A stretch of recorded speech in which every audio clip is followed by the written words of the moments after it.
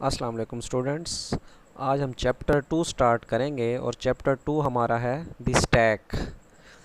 जैसे कि मैंने आपको बताया था, स्टैक एक डाटा स्ट्रक्चर है। तो हम इसको देखते हैं कि क्या होता क्या है और इम्प्लीमेंट कैसे होता है। स्टैक हमारे पास लीनियर डाटा स्ट्रक्चर है, ऑर्डर्ड कलेक्शन है, ordered collection of items. Clear? वेयर देखें, इसकी डेफिनेशन देखें, into which new items may be inserted and from which existing item may be deleted at one end, called top of the stack। ये बड़ी important बात है कि ऐसा डाटा स्ट्रक्चर है जिसमें वैल्यूज़ इंसर्ट भी टॉप से होंगी और वैल्यूज़ डिलीट भी टॉप से ही होंगी, यानी कि इसका एक ही हैंड है जिसको हमने टॉप का नाम दिया हुआ है। क्लियर? ये बड़ी इंपॉर्टेंट बात है कि स्टैक उस सूरत में डायनामिक होंगे जब इनको हम इम्प्लीमेंट करेंगे with the help of lists। with the help of list जब इसको इम्प्लीमेंट करेंगे तो स्टैक जो है डायनामिक इन नेचर होंगे। लेकिन अगर स्टैक को इम्प्लीमेंट किया जाए with the help of arrays, तो तब जो स्टैक हैं वो हमारे पास क्या होंगे, स्टैटिक इन नेचर। क्लियर? ज़रा इसकी एग्जांपल देखें। लेट्स से ये आपके पास एक डेक ऑफ कार्ड्स हैं। मैं अगर आपसे कहूँ इस डायग्राम में एक कार्ड इंसर्ट करना है और ये रिस्ट्रिक्शन लगा दूँ कि आपने सिर्फ टॉप से ही इंसर्ट कर सकते हैं, इन बिटवीन इंसर्ट नहीं कर सकते, तो बेसिकली ये मैं बात कर रहा हूँ स्टैक की। क्लियर? ये बड़ी इंपॉर्टेंट बात है कि स्टैक हमारे पास लाइफो डाटा स्ट्रक्चर है। लाइफो मतलब लास्ट इन फर्स्ट आउट। अगर इन कार्ड में से मैं आपको कहूँ कि आपने कार्ड उठाना है और ऊपर से ही उठाना है, दरमियान से नहीं उठाना, तो जो कार्ड आपने लास्ट में रखा था उठाते वक्त वही कार्ड आपका पहला कार्ड होगा। इसलिए इसको कहते हैं लास्ट इन फर्स्ट आउट। बिल्कुल इसी तरह पाइल ऑफ प्लेट्स अगर आपके पास मौजूद हैं इस डायग्राम में, और मैं कहूँ कि आपने एक प्लेट इंसर्ट करनी है और इन बिटवीन रिस्ट्रिक्शन है कि आप नहीं इंसर्ट कर सकते, टॉप से ही करनी है, और अगर आपने रिमूव करनी है तो टॉप से ही करनी है, तो बेसिकली मैं बात कर रहा हूँ स्टैक की। क्लियर? बात करते हैं स्टैक रिप्रेजेंटेशन की कि स्टैक को कैसे मेमोरी में रिप्रेजेंट किया जा सकता है।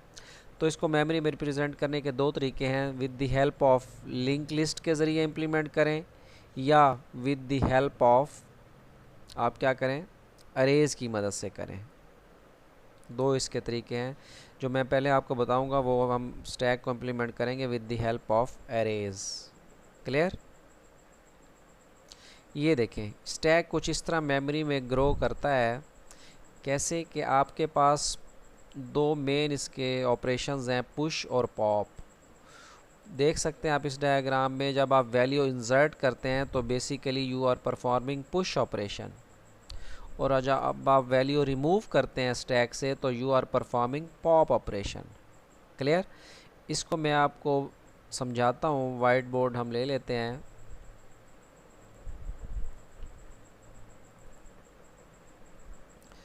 देखिए ज़रा इस एग्ज़ाम्पल में गौर करें। आपने ये वैल्यूज़ इंसर्ट करवानी है। फ़र्स्ट ऑफ ऑल इंसर्ट करवाना है 10। तो क्या मेमोरी में सिचुएशन क्या होगी, इसको हम चेक कर लेते हैं। ये इस तरह आपका एक लेट से एक एरे बनी हुई है,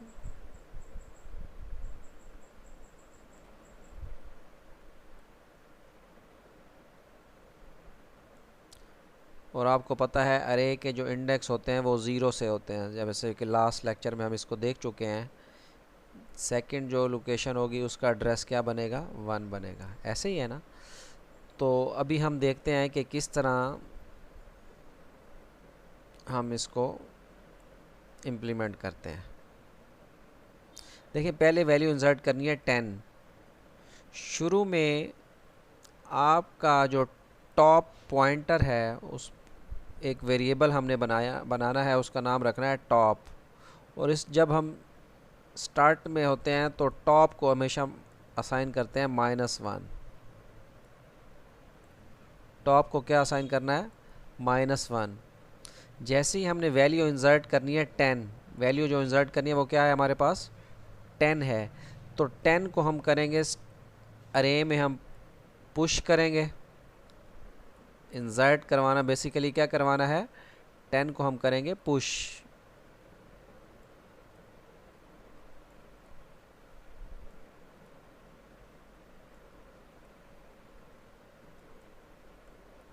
टेन को हमने पुश किया, क्लियर।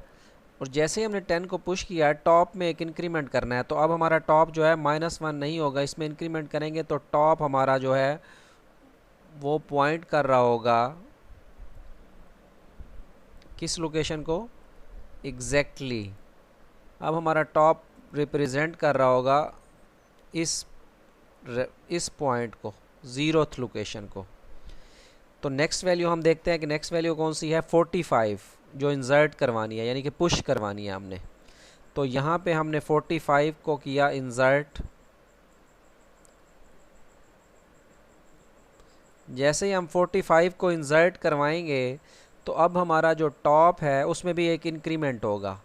तो अब हमारा टॉप जो है वो क्या होगा, इसको पॉइंट आउट नहीं करेगा, बल्कि हमारा टॉप जो है वो पॉइंट आउट करेगा इस लोकेशन को, क्लियर। नेक्स्ट वैल्यू देखें क्या है, 12। तो नेक्स्ट वैल्यू हम स्टैक में अरे में मूव करवाएंगे, वैल्यू हमारे पास 12 है। तो जैसे ही हमने वैल्यूज़ अरे में इंसर्ट करवाई तो टॉप में भी एक का इंक्रीमेंट करेंगे। पहले टॉप 1th लोकेशन को पॉइंट आउट कर रहा था, अब हमारा जो टॉप है वो मूव कर जाएगा एक पोजीशन आगे।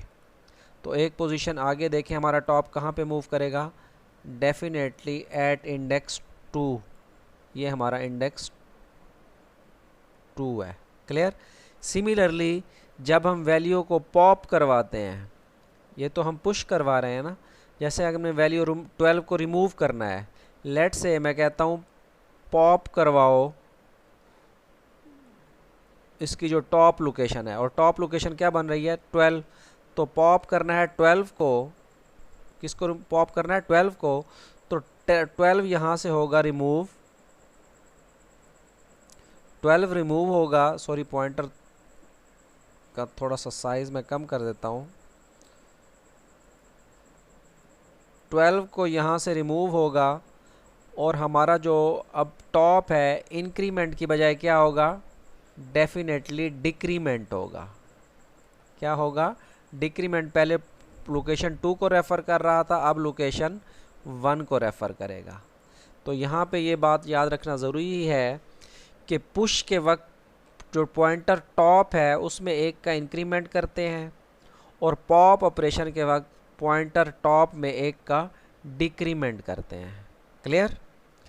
लेट्स से हमारे पास जो अरे का साइज़ है वो इसकी जो 10 है, अरे का साइज़ कितना है,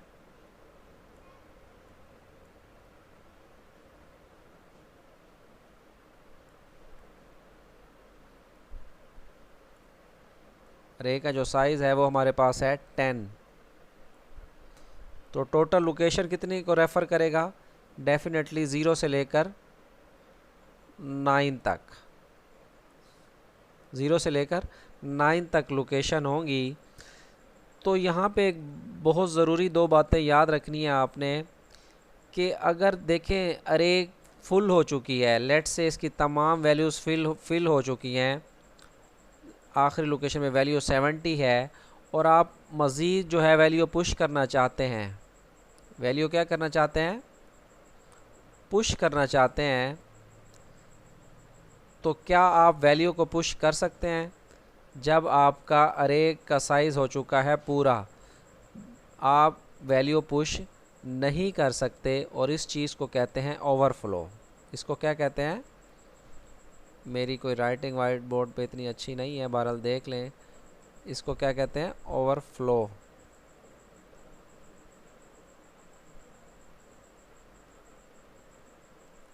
क्लियर। इसी तरह जब आप वैल्यूज़ को रिमूव करना चाहते हैं, लेट्स से एक आपके पास अरे है और वो एम्प्टी है, क्या है, एम्प्टी है, उसमें कोई वैल्यू मौजूद नहीं है, और आप वहाँ पे पॉप ऑपरेशन परफॉर्म करना चाहते हैं। कौन सा ऑपरेशन परफॉर्म करना चाहते हैं? पॉप। तो क्या आप वहाँ पर पॉप ऑपरेशन परफॉर्म कर सकते हैं? सवाल ये पैदा होता है, अगर आपके पास अरे जो है वो एम्प्टी है, जैसे मैंने यहाँ बनाई है, तो आप पॉप ऑपरेशन परफॉर्म नहीं कर सकते, क्योंकि अरे है ही खाली, उसमें कोई एलिमेंट मौजूद ही नहीं है। तो इसको कहते हैं अंडरफ्लो। इसको क्या कहते हैं?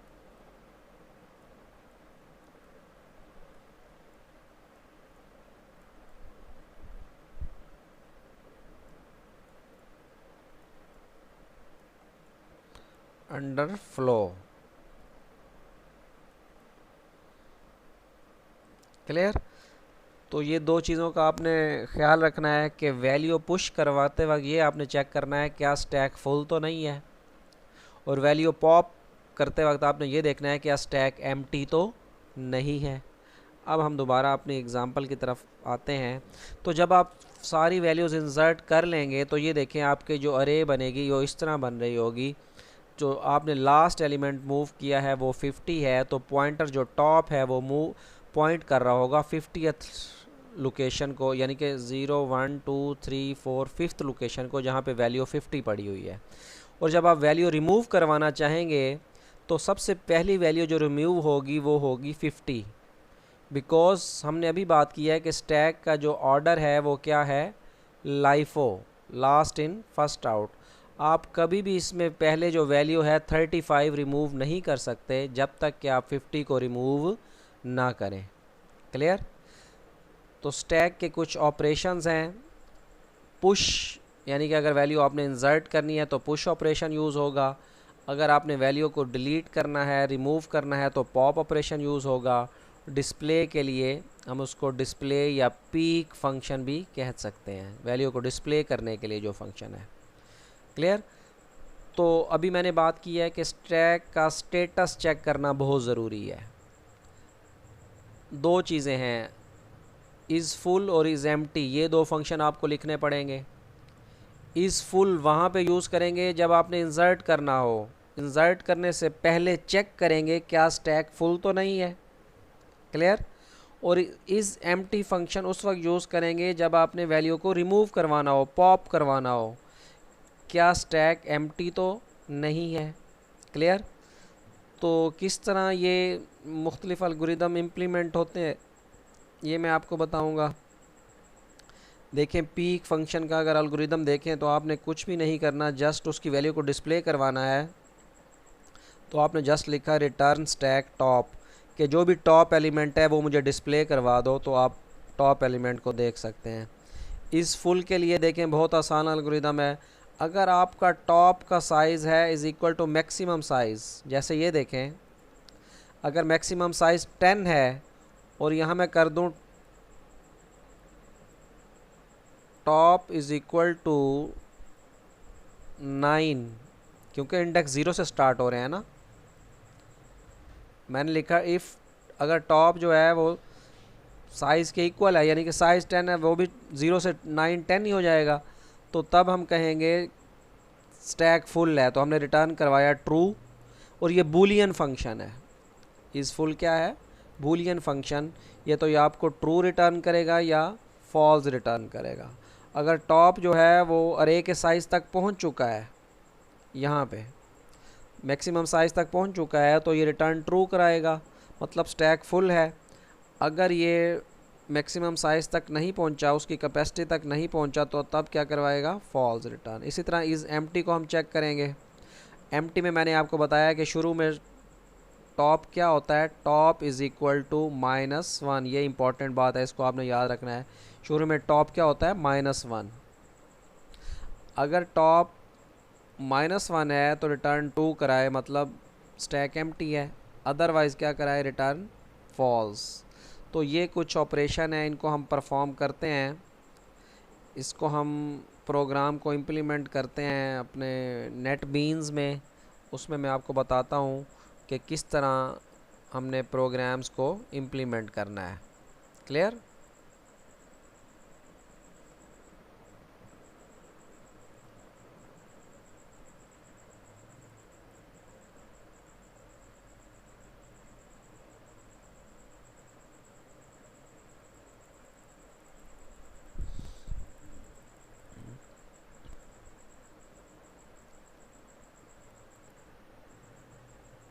उसके लिए देखिए मैंने कोडिंग की है, ये मैं आपको समझाता हूँ कि किस तरह आपने नेटबीन्स में इस तरह आपने इम्प्लीमेंट करना है।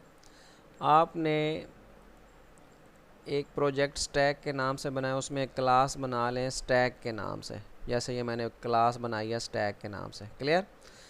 इसमें मुझे तीन चीज़ें चाहिए। एक चाहिए, ये जिस चीज़ को मैंने हाईलाइट किया है, अरे चाहिए जिसमें आपने स्टैक की वैल्यूज़ को स्टोर करवाना है। अब आपने जो चीज़ें हाईलाइट करूँ वो आपने नोट करते रहना है। टॉप टॉप वेरिएबल मैंने लिया है, जो कि मैंने आपको शुरू में बताया था कि अरे का जो टॉप पॉइंटर होता है वो क्या करता है, टॉप की वैल्यू को स्टोर करवाता है। क्लियर? और एक मैंने कैपेसिटी का वेरिएबल लिया है जो कि उसके साइज़ को स्टोर करवाएगा।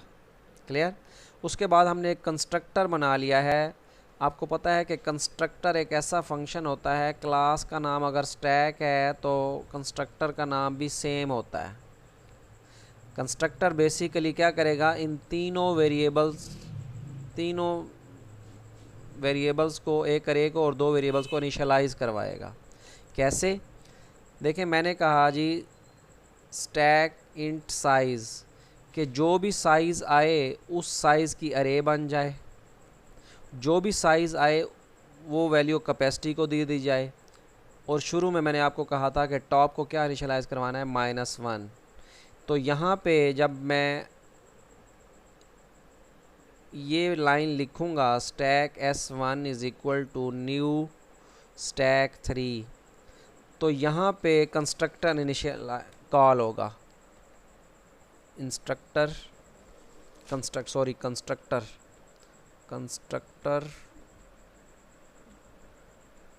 Function will be called.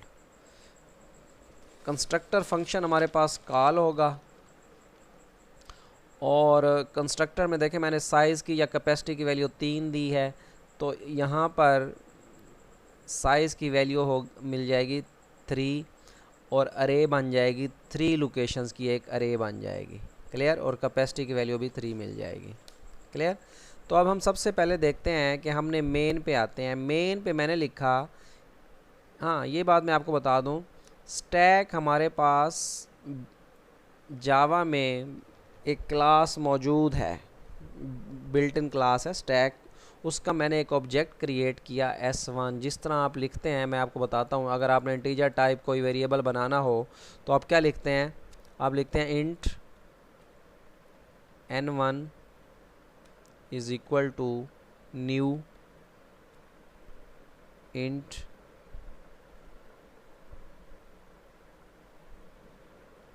और उसका साइज़ बताते हैं कि इसकी क्या रखना है साइज़। तो आप जिस तरह आप एक आम वेरिएबल बनाते हैं उसी तरह आप क्या कर सकते हैं, एक ऑब्जेक्ट वेरिएबल्स भी आप बना सकते हैं। क्लियर? तो यहाँ आपने S1 एक ऑब्जेक्ट बनाया है, किस क्लास का है, स्टैक क्लास का। फिर आपने लिखा S1 डॉट पुश। अब आपने वैल्यू को इंसर्ट करवाना है। पुश के अंदर देखें आपने एक वैल्यू दे रहे हैं, जो वैल्यू आपने पुश करवानी है। तो पुश की मैं आपको कोडिंग दिखाता हूँ कि पुश की कोडिंग में आपने क्या लिखना है। ये देखें, ये हमारे पास है पुश फंक्शन जिसको मैंने हाईलाइट किया है। अब इसमें देखें क्या है, आपने जो वैल्यू भी पास की, पहले वैल्यू 1 पास की, तो x में क्या स्टोर हो जाएगा, 1। अब आपने चेक किया इफ़ इज़ फुल, पहले ये चेक करना है कि स्टैक फुल तो नहीं है। ठीक, इस फुल को मैं अभी आपको दिखाता हूँ कैसे इम्प्लीमेंट किया हुआ है। ये देखें, इस फुल को इम्प्लीमेंट करने का तरीका क्या है, ये रहा हमारे पास इज़ फुल। सिंपल आपने ये देखना है कि अगर टॉप जो है कैपेसिटी -1 है तो मतलब स्टैक फुल है, तो आपने रिटर्न ट्रू करवाया, अदरवाइज रिटर्न क्या करवाया, फॉल्स करवाया। तो पुश पे आते हैं, अगर इज़ फुल, अगर स्टैक फुल है तो आपने मैसेज शो करवाया ओवरफ्लो। अगर फुल नहीं है तो आपने कहा जी इंसर्टेड वो वैल्यू, जो भी वैल्यू है आपने, मैंने पहले आपको बताया था कि इंसर्ट करवाने से पहले टॉप में एक का इजाफा करते हैं, फिर वैल्यू मूव करवा देते हैं। क्लियर?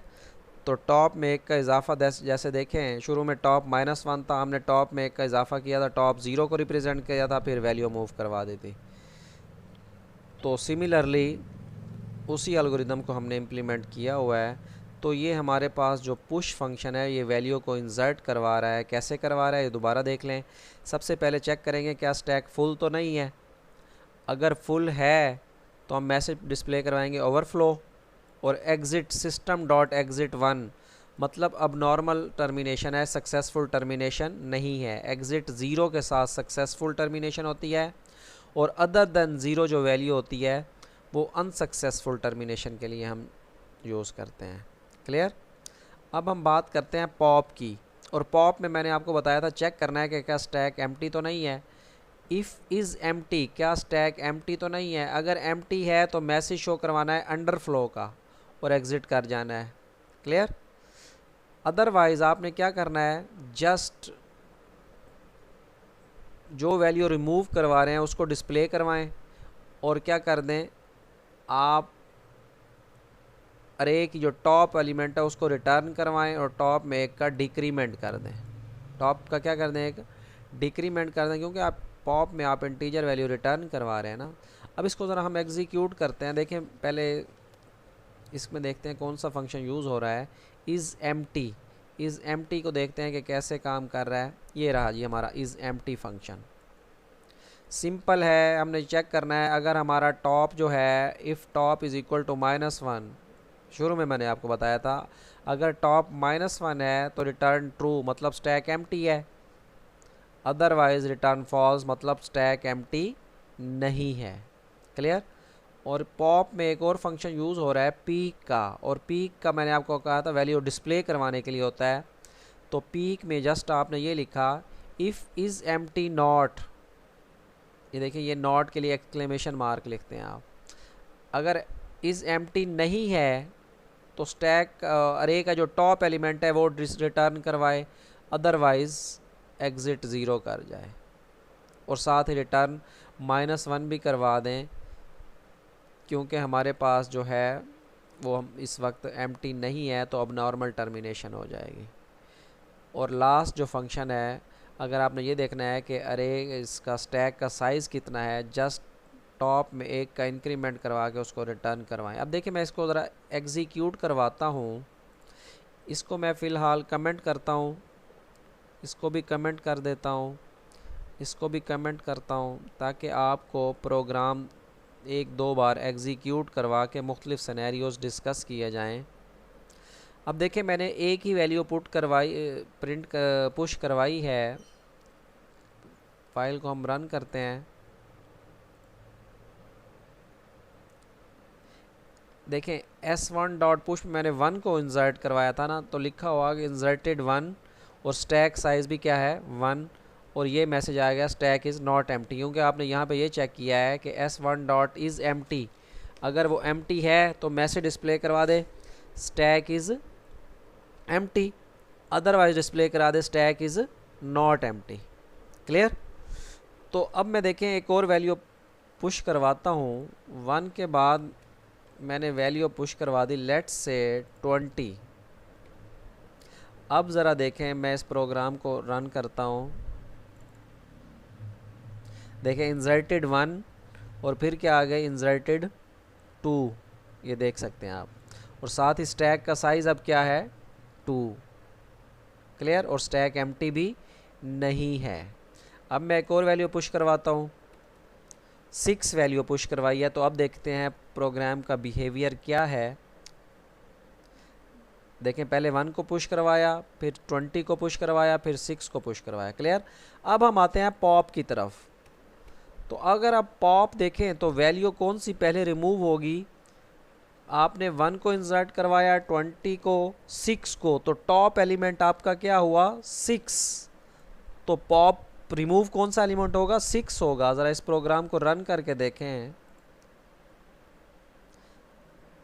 देखें रिमूव्ड एलिमेंट जो आपने रिमूव हो गया वो कौन सा हुआ 6, क्योंकि लास्ट एलिमेंट 6 था जो इंसर्ट हुआ, और ये लाइफो है लास्ट इन फर्स्ट आउट, जो लास्ट में आइटम इंसर्ट हुआ था रिमूव के वक्त वही पहला होगा। रिमूव्ड 6, रिमूव जब 6 हो गया तो इसका साइज़ क्या रहा 2। इस तरह आप इस प्रोग्राम को डिफरेंट वेरिएशंस के साथ क्या करवा सकते हैं, एग्जीक्यूट करवा कर देख सकते हैं। क्लियर? तो आई होप कि आपने कुछ अंडरस्टैंड किया होगा स्टैक के बारे में कि स्टैक होता क्या है, किस तरह इसका वैल्यूज़ पुश और पॉप करवाई जाती है।